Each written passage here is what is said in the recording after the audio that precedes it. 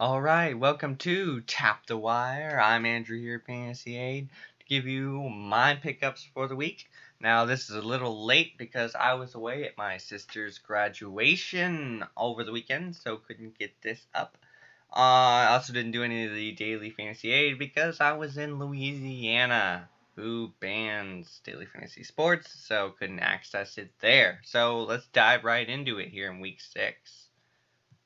There's two repeats from last week. Number one is Chris Tillman, who is at 67%, which is pretty high, and I thought, oh, he wouldn't be unowned in any of my leagues, but I actually found him in a couple of leagues, and that surprised me. I mean, I think his ownership should be much higher. He threw 7 innings, a shutout ball against Detroit on Friday. The strikeouts are there. I think this is a legit breakout. If you have Sean Manaea, Michael Fulmer, Adam Wainwright, any of those guys, boom, gone. Pick up Tillman. My second repeat from last week is Tyler Duffey, who has moved up. He was at 2% last week. He's at 13% now.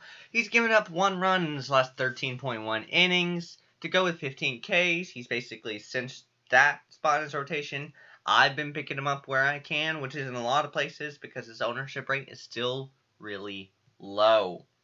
Number 3 is John Lamb. He's going against Cleveland tonight. Definitely worth monitoring. I don't think you need to jump out there and pick him up now, but he's only pitched 10 innings so far. But he could be a guy like Tyler Duffey that kind of comes out of nowhere. So he's definitely worth monitoring. If you're in the really deep leagues and you already missed out on Duffey, he's a guy you can look at. And then, of course, we got Evan Gattis at 34%. He got called up to be Houston's backup catcher. So that could be potentially interesting. Definitely worth a speculative ad because of the power and because catcher has not been a great position this year. Jason Castro still hitting some, although not for any power, which makes it tougher to get Gattis in the lineup.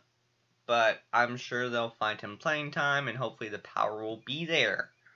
Number 5, Sam Dyson. Got to say Wednesday due to Tolleson pitching Monday and Tuesday.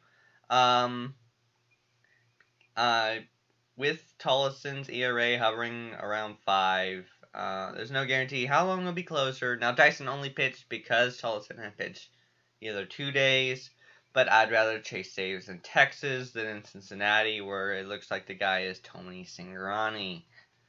And then, of course, we got the watch list. Get out those binoculars. Number 1, Juan Nicasio. He's only at 45% ownership. Definitely worth to see how he does. He's been kind of meh. The strikeouts have been there, but he really hasn't gone deep in games at all. John Gray, who has pitched really well outside of Coors. And then Johnny Peralta, who's 23% owned.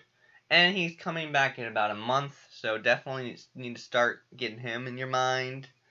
So that's it for Tap the Wire. Even though this one wasn't on a Saturday, it will be on every Saturday. So keep watching. Good luck in week 6.